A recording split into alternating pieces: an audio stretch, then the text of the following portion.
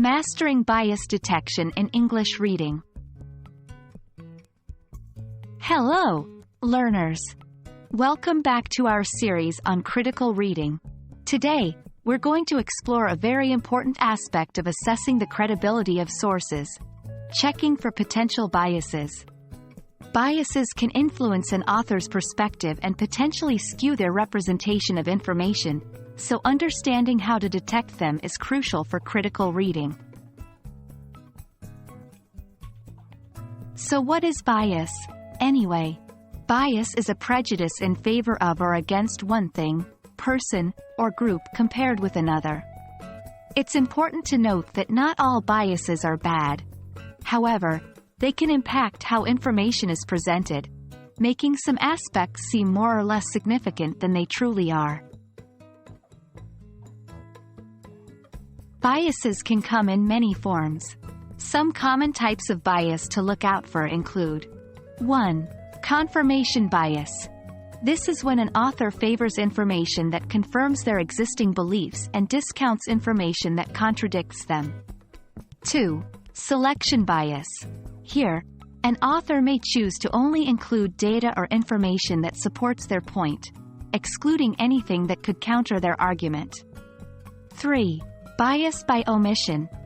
This happens when an author leaves out crucial information intentionally, skewing the overall understanding of the topic. 4. Bias by placement.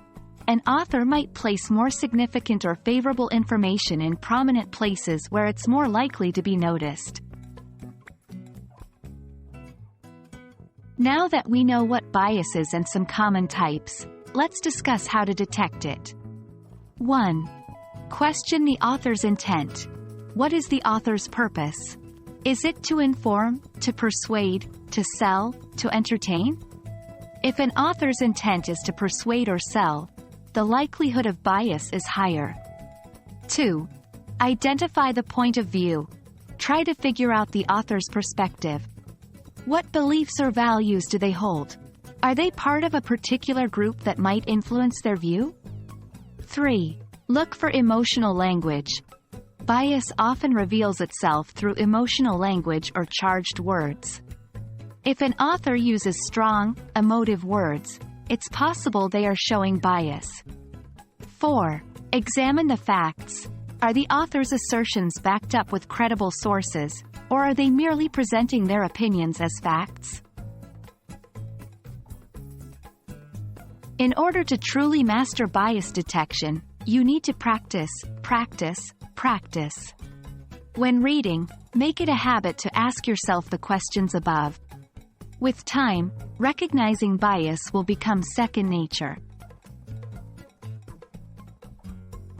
Remember, identifying bias is not about discrediting an author or their work.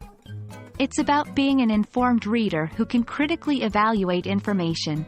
We hope you found this discussion on detecting bias valuable.